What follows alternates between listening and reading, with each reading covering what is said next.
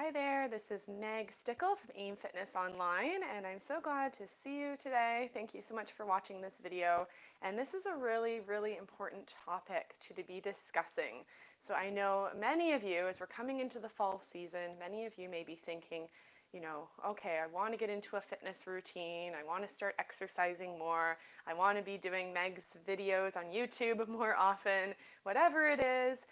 Or maybe you're thinking about the winter and you're thinking about, okay, snow is coming, there's so many changes to our world and things are not getting better. We're still in isolation and it looks like it could be going on for a while. So what I'm doing has not been working.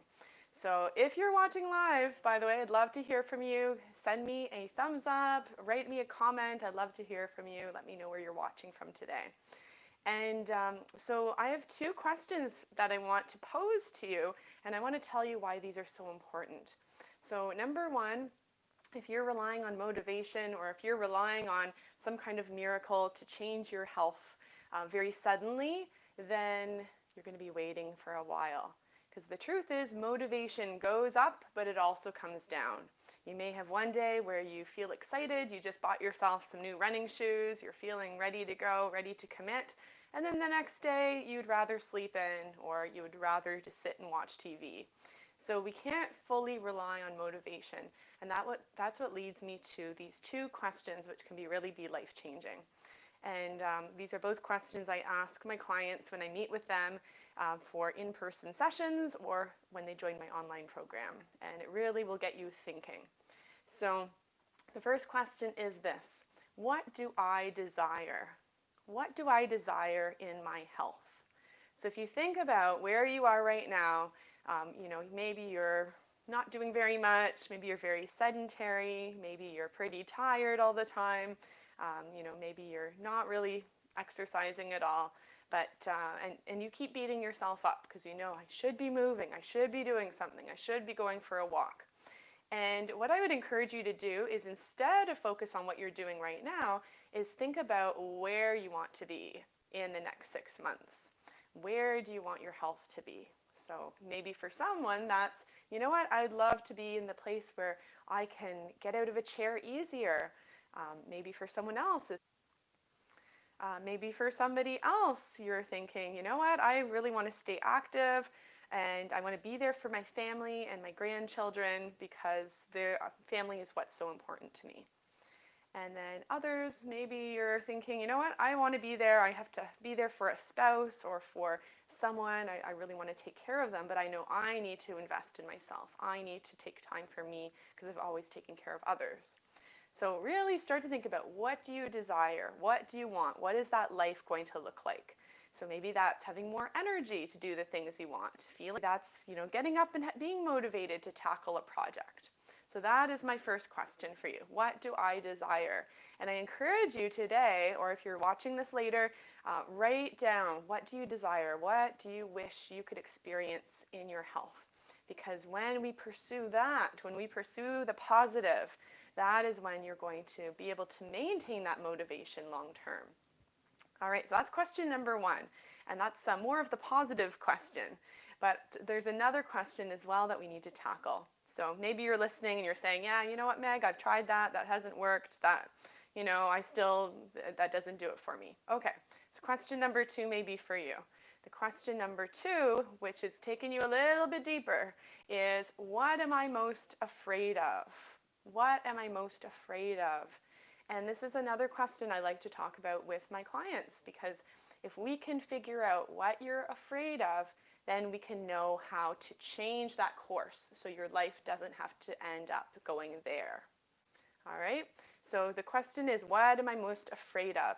So maybe for someone, and I'm sharing examples from my work and the work that I've done with many older adults over the years. So these are not my ideas, these are coming from people I've worked with. One person I've talked to has said, I'm afraid that if my health gets really bad and my medical condition gets worse, I will be in a wheelchair for the rest of my life. I don't have family, I don't have friends, no one I know will be there to support me, and I'm really afraid of that. For another client I've talked to is saying, you know what, I've lived in my own home as long as possible, all my life, really. I've lived in this home for 40 years. I don't want to leave. I do not want to have to downsize. I have so many memories in this house. This is where, my so that client would be afraid of having to leave their home because they don't have the strength to remain there. Another client is afraid that they won't be there for their kids, for their grandchildren, and that they will be a burden on their family. And that is a huge concern. They do not want to be a burden on their family. So that's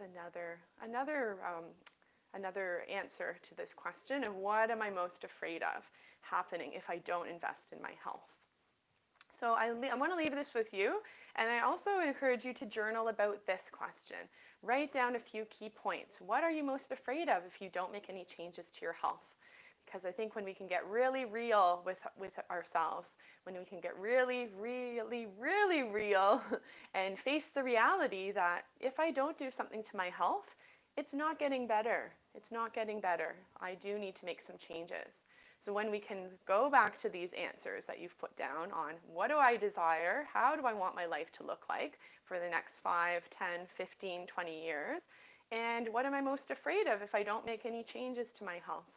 Once we can get real, once you can get clear on that, those two questions can lead to the motivation you may need that will be able to lead you to do simple things like wake up and do some stretches, and to get out of the house and go for a walk, or reach out to somebody to help you in this area of fitness. So I believe that change is possible, and I have to share with you, this week I met with a 100-year-old man who's going to be my oldest client in all of the history that I've worked with seniors. And he is such an inspiration. He lives in his own home. He's ready to learn some new exercises. He's ready to really put his health as a priority, even as he's 100 years old. How amazing is that? So I want to encourage you with that anything is possible. I've worked with people who are, as young as early 50s, still working, and then all the way into their 80s, 90s, now 100, oh my goodness. And I want to encourage you that when you get real with yourself, when you dive into these questions and figure out what you're looking for in your health and also what you're most afraid of, that those two things can really help you to take the action that you need, so that it's not just about moving your body and exercising for the fun of it, but you have a really deep reason for doing it. And that is what's going to keep. So if you are looking for, what do I do with this information, Meg? This is pretty heavy. It's a heavier video today, but I think it's so important because I do see that this is a problem with so many of my clients. And I've been touching base with a lot of people I know and found that during isolation, things have not necessarily gotten better for their health. So if this is you, if I'm speaking to you today, I encourage you to take some form of action. So maybe for you it is committing, journaling down, and committing to exercise a little bit every day. What I encourage you to do, if that's you, you're looking for some kind of support, is I would love to offer you a 20-minute 50+ health and fitness consultation. And we can do that over Zoom, or we could do that over the phone. And I would love to chat with you and give you some tips and ideas on how you can take this information and improve your health so you can feel so much better. So I will leave my website down below. You can contact me through my website, activitiesinmotion.ca, and there's a chat box. You can send me a message right through there, and I will get back to you. But I would definitely love to chat with you, and I believe that it's our time to take action, and also this is your time to see some changes as it is fall, as we're moving into the fall and winter months. So I would love to support you in that. All right, so thank you guys so much. Let me know, I would love to hear from you below. What is the question that spoke to you the most? So the question number 1, which is, what do I desire? And question number 2, what am I most afraid of? So let me know down in the chat box. You don't have to give me too many details, but let me know which question really spoke to you more. And I would love to hear from you about that. All right, well, I hope you guys have a wonderful day, and I'll see you in the next video. Bye-bye.